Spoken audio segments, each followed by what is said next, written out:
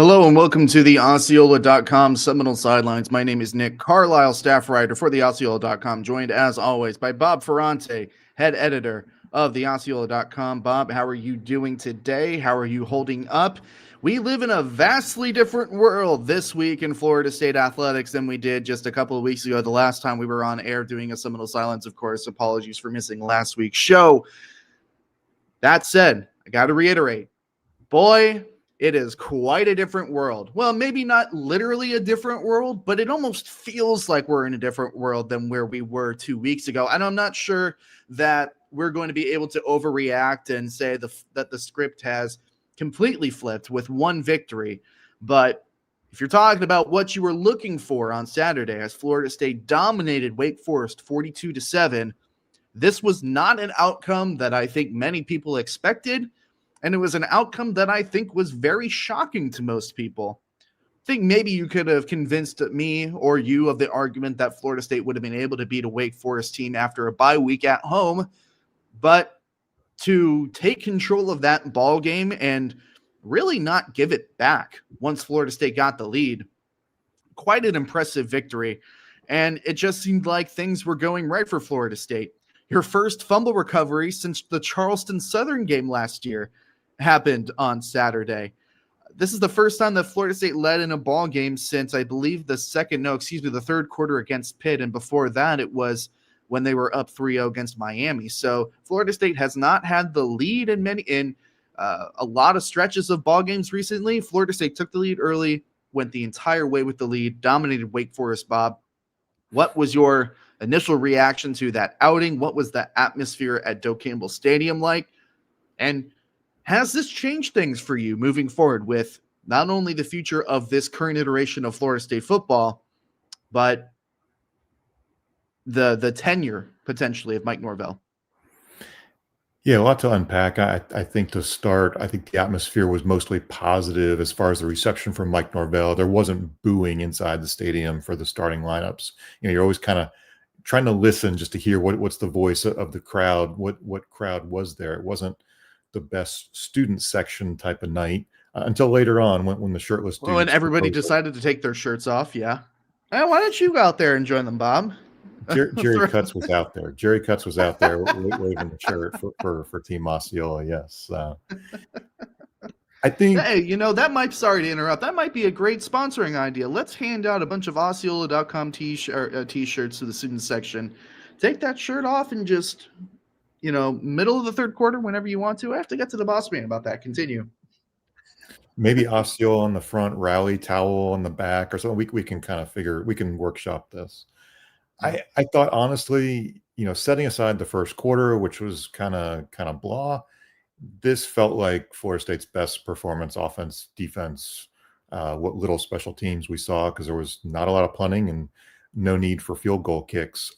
This was the best performance against a Power 4 team since the Alabama game, really, just as far as all the phases of the game. I didn't expect this. I expected, I think 23-16 was my projection. I expected very close into the fourth quarter. Expected some lethargic moments coming out of a bye week. Expected a Wake team that honestly looked really, really good on defense against SMU and pulling off that upset a week prior. But this was, I think, the performance that answered my big two questions of, does Mike Norvell's voice still resonate with enough players? We're not going to say all. Does it resonate with enough guys in the room? And are leaders still leading among the team? Are their voices still holding players accountable? I don't want to make too much of it. It doesn't erase 4 straight losses. It doesn't erase Stanford. there's still a lot of questions moving forward. But if I can put on the optimistic cap for just a minute, a win over Clemson, you still got a chance to beat Florida. You still got a chance to be bowl eligible. It's not the finish that any Florida State fan wanted after 3-0, but you start to look at the opportunities that are ahead. I think I wrote this last week. It's the both things can be true, Nick. There's perplexing thoughts about how this team lost 4 after beating Alabama, but there's also, hey, the next few games are very, very winnable, considering you got 2 rivals that are down on their luck, right? And who knows what you're going to get with NC State up at Raleigh. Virginia Tech's got an interim coach, although they've looked pretty good these last couple weeks too. So I think positive vibes coming out of the weekend, and you want to see a Florida State team that continues that kind of momentum going up to Clemson. It's important to not get too high during your wins and not get too low during your losses. It was very, very difficult to not get too low after that Stanford game. I think many people, including myself, were kind of trapped by getting into the too low there. And I do feel myself being more pessimistic and continue to be pessimistic on the future, depending on how these next 4 weeks play out. But to your point, this was what looked like a return to form for this Florida State football team. It looked like they had it for the first time against a Power 4 opponent since Alabama. It looked like everything clicked. I think part of that has to do with playing with the lead, but also playing with confidence. And that's something that Mike Norvell and Tony White, obviously Gus Malzahn didn't speak to us yesterday, and condolences and prayers to Gus Malzahn and his family, whatever that situation may be. It looks like this was a team playing with confidence and playing good, sound, fundamental football for the first time in a very long time.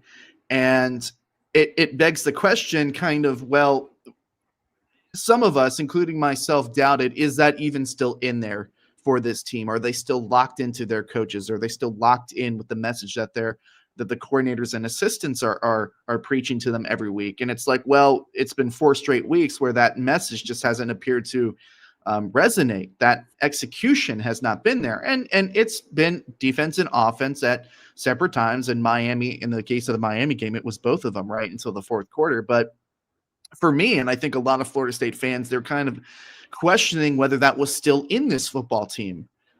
And we saw it on Saturday, and it begs the question, where was this? Because it's not like Wake Forest. I think part of it is the fact that Wake Forest did come in and did not play their best football game. But you do have to give Florida State a ton of credit. They looked fundamentally sound, and now we see it again. It's one thing to take a look at the Alabama game and say, okay, that was a fundamentally sound football team, and say, well, then that might have been a fluke. We have now seen what a good, fundamentally sound Florida State football team looks like this season for the second time. We know that it is in them, Bob. It's just about getting it out of them every single week. And I think that's going to be the emphasis moving forward. Yeah, I don't know if I can find one magic reason why Florida State looked so much better. You can say it's the bye week. You can say guys healed up. Coaches talked a little bit about self-scouting, what they maybe have done differently. I don't think we got great answers from Mike Norvell or Tony White as far as what they really changed schematically, if anything. Tony White was asked Sunday night, did the guys play faster on defense, for example? I thought his response was really interesting. He said calmer. And I'm thinking to myself, calmer, that's a really weird word for a defensive coordinator to use. But I think what he means is settling in with the knowledge of the new scheme, the 3-3-5. Maybe the bye week did help as far as just your understanding, your comfort in the scheme. Coaches talked a little bit about going good on good during the bye week too, Nick. And maybe that can be, you're simulating really tough Tuesdays, maybe some tough Wednesdays. They kind of have a game-like competitive feel when you go one-on-one, 1v1, I should say, not one-on-one. But it is interesting. Did this bye week potentially come at a good time for the mindset, for the players? Again, I don't say this, nobody's dumb. I mean it. Football's played between the ears. We've talked with Mark Salva about this, Jerry Cutts, you and I. How much of this is a mindset battle, especially when you've lost 4 in a row and you start to question how you practice, how you prepare. I just wonder if the bye came at a great time. Maybe Wake Forest was kind of riding high too. I know talking to Jake Dickert after the game, so that's the worst we've looked. That's the worst they've put out there on film all year. So I think Florida State deserves credit for doing that to a really good Wake Forest, a team that was playing well in Wake Forest. I can't say it's a really good Wake Forest team because we saw the quarterback play out of Wake Forest. They're not good at quarterback. I mean, let's be honest. They're turnover prone, 7 fumbles, and 1 was recovered by Florida State. So opportunities are there. But Nick, it almost just feels like a lot of good came out of the bye, and maybe more on the mental side, maybe more on the healing up side too. But it just feels like this team's got some positive mojo going. Yeah, I can't help if they were maybe, I don't know, extra tired. I mean, that feels like a weird thing to say, but it just feels like maybe from that bye week and then Virginia, obviously you got Miami, Pitt, Stanford traveling across the coast for that game. It felt like Florida State just didn't play fast. I calming is an interesting way to say it from Tony White's perspective, but it also did feel like they were slow too. Now, whether that's because of exhaustion or hesitation, one of the two, I think the bye week seemed to really help this team. And obviously, you're not going to, I guess, get too overly exhausted playing Kent State and East Texas A&M, but there's definitely an amount of work that goes into the Alabama game, and that bye week was an interesting time for Florida State. Looks like this bye week is something that definitely helped them out here too. It does bring up and it does add some complexity to what is already a very complex situation in terms of what Florida State is going to do with the coaching and the head coach position that Mike Norvell is clinging on to for dear life. And credit to Mike Norvell. Him and his staff certainly have not given it up. And it doesn't appear, Bob, that his players have given up on him either. I know that is something that not only I, but other some of our peers were close to or quick rather to say, well, it looked like they may have given up a little bit at Stanford. It doesn't appear to be that. It doesn't appear that that is the case. It does look like this team, or at least who we got to speak to, enough of them, as you say, to start the show, still is bought in and still believes in Mike Norvell. It is interesting, the complexity that comes with this now, because had Mike gone and lost to Wake Forest on Saturday, we might be talking about a coaching change here on Seminole Sidelines. It's going to continue to be a week-by-week basis.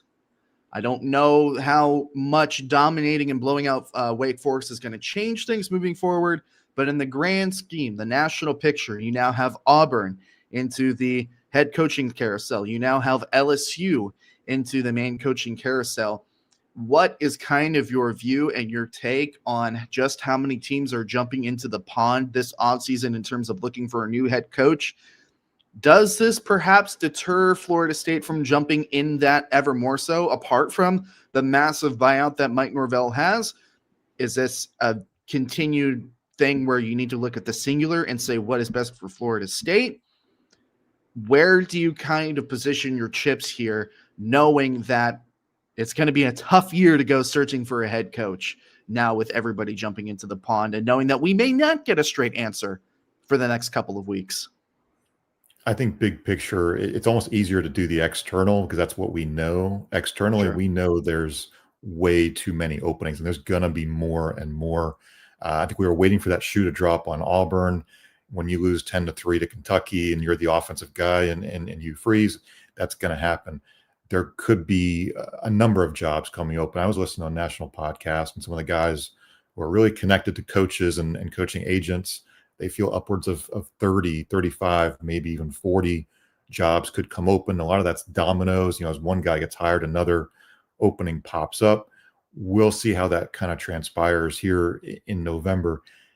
My question is, okay, that brings us to Florida State. What does that mean for Mike Norvell and the staff?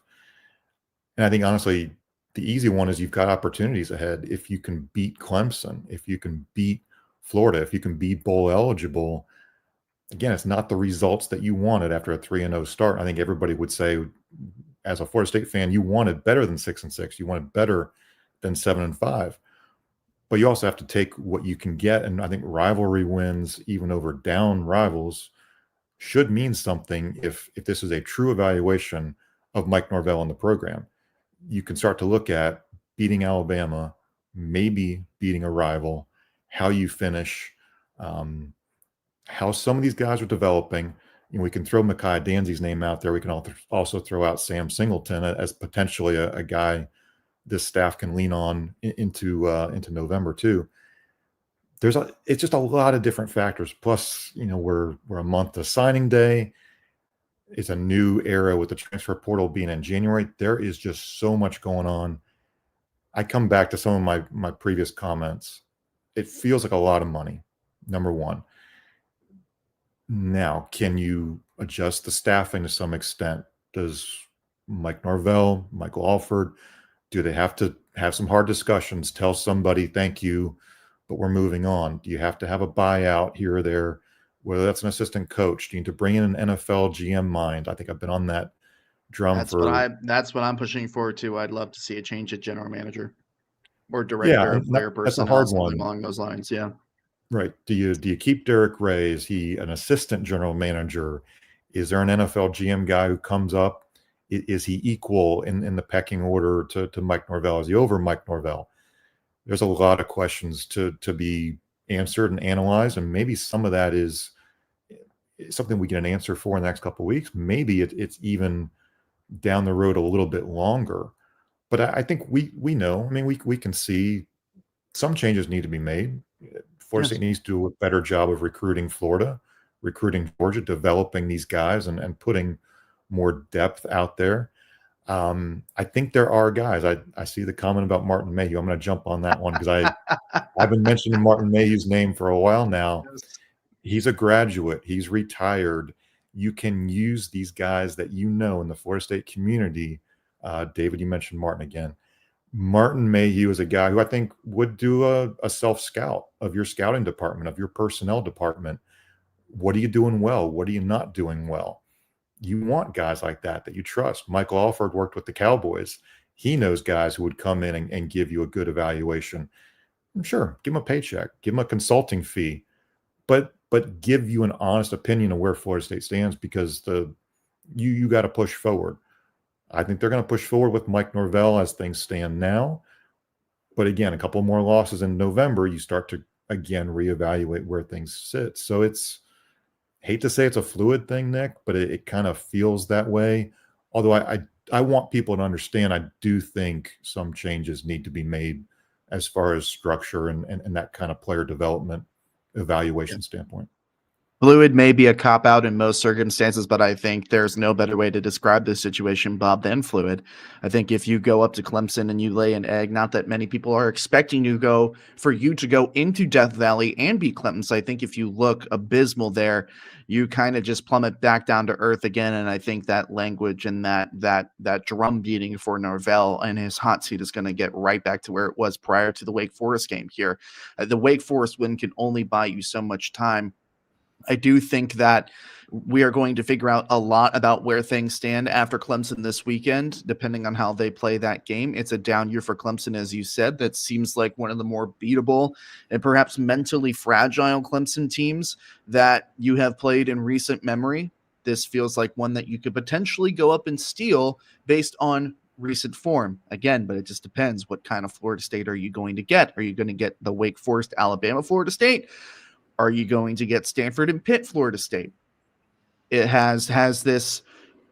I know basketball season's about to start, Bob, so I'm going to steal a basketball phrase here. But is there a chance that having this football team see the ball go through the hoop, is there a chance that it revitalizes them and they do get that confidence back and they can run the table or at least have a very strong bookend to the end of the stadium? I'm curious to ask you, and then we'll go to a break. Do you think that you mentioned rivalry wins, knowing that your last two rivalry games of the season are on the road in tough environments? Does Mike Norvell have to win one of those games in order for him to even have a chance of him saving his job? Do you ideally need to win both of them? Is it as simple as going up and beating Clemson this weekend? How important are these rivalry games, and how important is it knowing that you're going to have to go on the road and steal one of them to really make your case that you should be the head coach of Florida State in 2026? This is the tough calculus, so to speak, of I think what makes the fan happy, because ultimately it's really about buying season tickets for 2026 to a large degree. Yes. I think you need a rivalry win. I think Florida State needs to beat Clemson or Florida. Now, if Mike Norvell gets to 6-6 by beating, it's Virginia Tech and NC State in that scenario, if they lose both rivalry games, I don't think that feels like a really good finish. Let's be honest, 6-6 without a rivalry win kind of feels, very average, to use an old Jimbo saying. It just doesn't leave you feeling great as a fan going to the offseason, unless, again, as a fan, you're told what those offseason changes are, whether it's assistant coaches, GM, et cetera, what types of changes. I think there's a lot of still, again, fluidity to the discussion. If Mike Norvell and Florida State can go up to Clemson, and what little I've seen of Clemson, it's highlights here and there. This is a Clemson team that's very capable of scoring a lot of points. I mean, they put up 45 against Duke and still somehow lost. This doesn't feel like the best Clemson offense, defense, special teams that we've seen. I mean, it could be one of the worst teams they've had in 15 or so years. The opportunity is right there. Again, you use the basketball term. This is an open three from the corner that you nail in practice, and you've got that opportunity. It's right there. It's right there for Florida State. I know Clemson's a favorite. It's a night game in Death Valley. Those wins don't come around all that often, even though we just saw it in 2023. Before that, it hadn't happened since 2013. So 2023 feels like an eternity ago. 2 years I think 2 years has aged us to some extent, right? Yeah. I mean, I feel like I've grown up quite a bit, don't you? I looked up something. This is sort of on tangent, but a little bit off, right? Okay. The last ACC road win for Florida State was November 4th, tomorrow, 2023 at Pittsburgh. It's been almost 2 years since an ACC road win. There's a lot of Florida State's exercising some demons, not to use the pun. Had to halt the ACC skid against Wake. Got to do it again this weekend up at Clemson. I think they can do it. I think we all see the capability is there. Like you said, do you get the best version of Florida State, or do you get that sort of mistake-riddled type of team that gives the opportunity to the other team? I think we still have questions week to week about what we're going to see from Florida State. We're going to take a quick break, and then the hat is going to be on the other foot. Bob is going to throw me some questions at recruiting, as it's been a pretty good weekend on the recruiting trail for Florida State. And believe it or not, ladies and gentlemen, 1 month to go until early signing day. It could be an anticlimactic finish for Florida State on the recruiting trail if things go well. It could continue to be beneficial for Florida State if things continue to go well. But on the other side of the coin, dams still need to be filled if it's leaking a little bit. So it could be a very wild finish is what I'm saying in terms of Florida State recruiting. So we're going to be back after a short break and hear from Alumni Hall and some other Osceola promotions. Be back in about 1 minute. Hey, Seminole fans! Alumni Hall is your ultimate FSU shopping experience and has moved to a new location off Timberlane Road in Tallahassee. Shop FSU gear from Nike, Champion, New Era, Yeti, and more. Alumni Hall has Seminole gear for the entire family, plus accessories and gifts. Spend $150 and you'll earn $10 off your next purchase with their Hall Pass rewards. Stop by their new location on Timberlane Road near REI, or shop anytime online at alumnihall.com. Alumni Hall, where Seminole fans shop. The Osceola, which has provided Seminole fans reliable Florida State sports coverage for 44 years, has launched the Osceola Shop, a merchandise store exclusively with Osceola's iconic branded polos, t-shirts, caps, and drinkware. Like the Osceola? Rock its iconic brand with our merch at theosceolashop.com. Are you an Osceola subscriber yet? You join today at a 31% discount and get full access to all our reporting, as well as $25 off your first purchase at the Osceola Shop, as well as 15% off all future purchases at the Osceola Shop and purchases of FSU licensed merchandise at alumnihall.com. Seminole Sidelines, and we're going to flip the script a little bit here. Nick Carlisle with Bob Ferranti. We are a month from the early signing day. And again, it's a different calendar in the 25-26 winter signing calendar, so to speak. The transfer portal window is pushed back into January. That'll be January 2nd through the 16th. The high school signing period, again, it used to be later, closer to Christmas. Last year it was early. I believe this is in the conference championship game week, but it is December 3rd. So a month away as Florida State is trying to nail down this top 15 class. It gets better, at least on paper, with a couple of recent commitments. Nick, I'm going to ask you about some of those commitments, and then we'll kind of go big picture here. The first one is Chris Carbon, defensive end, 6'4", 236. He's a 3-star from the Georgia suburbs. I think we've talked about positions of need. This one feels like a big position of need for Florida State. It is, and it's a guy that has quickly rose to the top of their board. They offered him shortly after official visit season, I think July 22nd, July 23rd, something like that.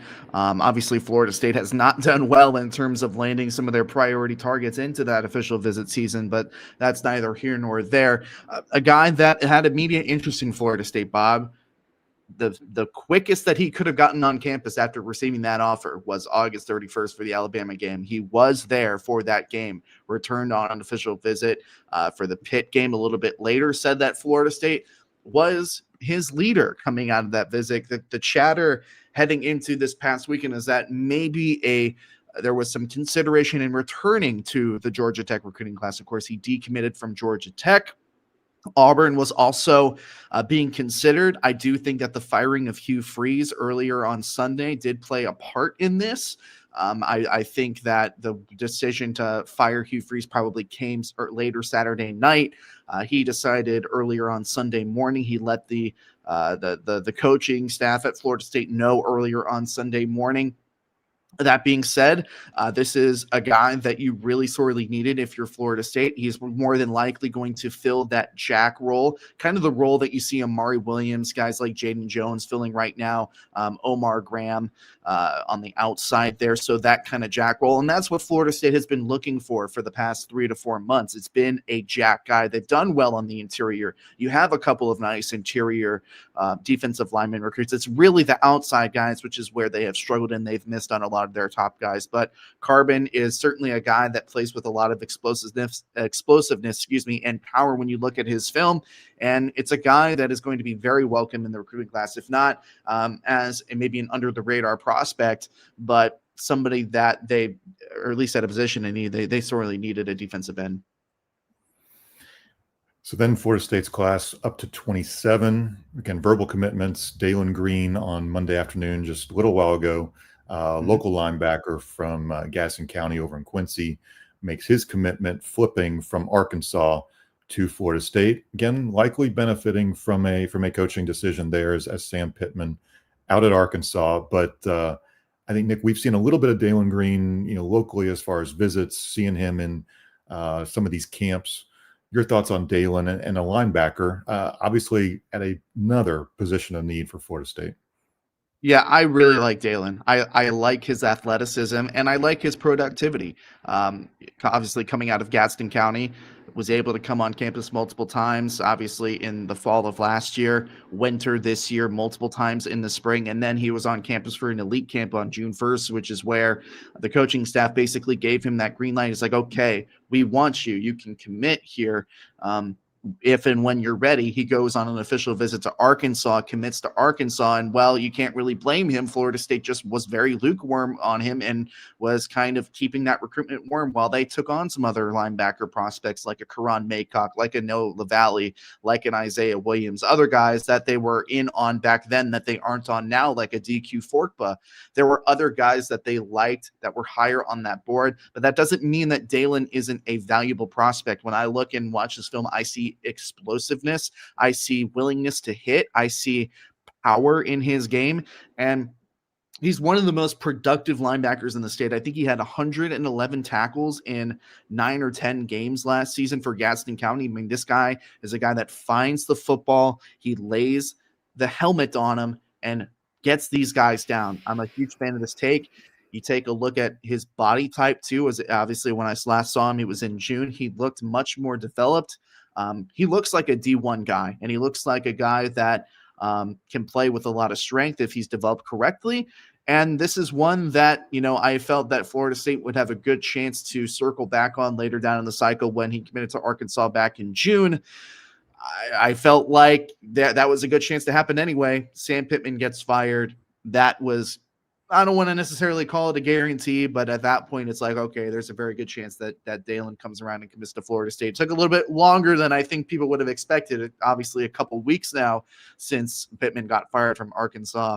But I'm a huge fan of Dalen as a prospect. I'm extremely happy for him personally. I know how much, as a local prospect, this means to him to be able to be committed to Florida State. So I'm happy for him on a personal level. I'm excited for him as a prospect, and we'll see when the ink dries on signing day on December 3rd. So yeah, a month to go, and look, with 27 commitments, things can still change. Visits are taking place. There are guys who are verbally committed to Florida State who are going to be watching these games to see how does Florida State look against Clemson on down the road through November. They may be looking at the situations at other schools. There candidly might be better offers financially out there at various schools. We're in a revenue share era where it's about talent acquisition to many coaches, right? Let's just, however you want to term it. I'm not trying to speak decommitments into existence, but if you're just kind of following guys who are visiting elsewhere, some fans will be curious who are guys that they maybe should be keeping a tab on as far as, okay, that guy is looking at other schools and maybe that commitment isn't as solid right now.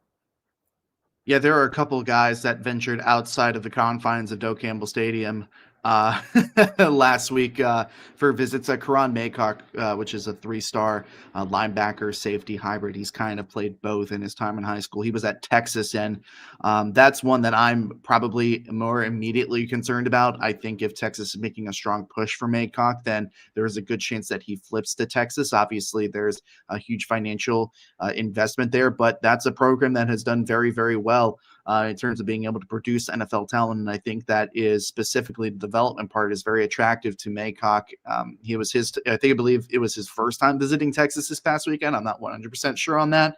Another guy that was out on a visit was a defensive back commit, Jay Timmons, who was at Ohio State.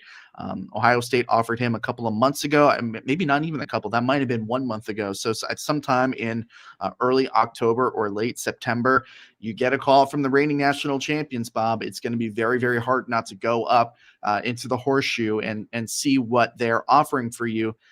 Obviously, Jay Timmons is a Florida State legacy prospect, and it's a legacy prospect that you would think, oh, yeah, he should be locked into Florida State. But this is a guy that Florida State didn't really recruit all that heavily until he came for that elite camp on June 1st, worked out in front of the staff, and he looked incredible. I mean, this is a fantastic prospect, Bob. He was currently committed to Indiana at the time, flips his commitment to Florida State. So it's not like this is a multi-year long process for Jay to where, he's a legacy. He committed. He went through that process. It's a process where Florida State was late and they kind of willpowered, and I'm sure the financial investment was there too. They willpowered that flip into existence to add a really, really good defensive back prospect to the class. So he has said all the right things in terms of saying Florida State is my home. But I do think that this is specifically a case where he is committed to the coaching staff, and Ohio State certainly is not a committable offer to sneeze at. If there are coaching changes in place, I would expect Jay to move on. But as for now, we'll see kind of where things lie. But those two are some of the primary examples of guys that have publicly started looking elsewhere or evaluating their options. I'm sure there are others. I know there are others. Tadarius Hughes was at Nebraska. I don't know if it was last week, but maybe the week before that. And he has not shut down his recruitment whatsoever. So he's still considering Nebraska, Syracuse, and Miami as well. But primarily it's Nebraska that is fueling the fire there for a flip of Tadarius. So there are some Seminole commitments that are still feeling things out. And walking around and evaluating their options. And it's really curious, Bob, and maybe we could talk about this. It's interesting because, I mean, Billy Napier got fired at Florida 2 weeks ago, and there has been no decommitments from that Florida class. I don't know if that same luxury would be extended to this current crop of Florida State kids. It's going to be something really, really fascinating and interesting to see. It's such a narrow window, right? I mean, moms and dads have to help advise their son. What's your decision going to be? You only have until December 3rd. Again, back in the day, you were looking at December 19th or December 21 as a signing window. And okay, Mike Norvell is a coach in some amount of limbo. It feels like the hot seat is, the temperature's down at the minute. Could that change if the losses add up? Who knows, right? To be determined. Nick, I'm curious, this class is going to be fluid. Again, hate to use the term, but I think it's the reality of where things stand. All recruiting is fluid all the time, Right. Bob. So let's throw out a fun one maybe, and I'll give you a moment to maybe think about it. If you have the chance, one offensive prospect that you can go after, and then one defensive prospect that you can go after, maybe a guy who's not committed anywhere, but just think about the available names that might fit for Florida State. Who's somebody that maybe intrigues you as bring them in for Virginia Tech? My dogs have candidates they'd like to throw it at you, but we're talking and kids give that you are some not currently we're talking kids not currently committed to the program that you could go after. Ooh. Well, Florida State is still in on a couple of defensive end prospects. You got guys like Damod Lewis, who came in this past week on an official visit. There's Quantavious Fat Boy Wiggins. His nickname is Fat Boy, and he shares carries with Carson Baker, who's committed to Florida. And obviously, Florida State was in on that recruitment until Baker ultimately chose Florida. But Wiggins was on an official visit this past weekend to Florida State as well, and he shares carries with Baker at Langston Hughes, and he is quite the prospect too. He's committed to FIU, but he has some home run hitting speed. He's very, very quick.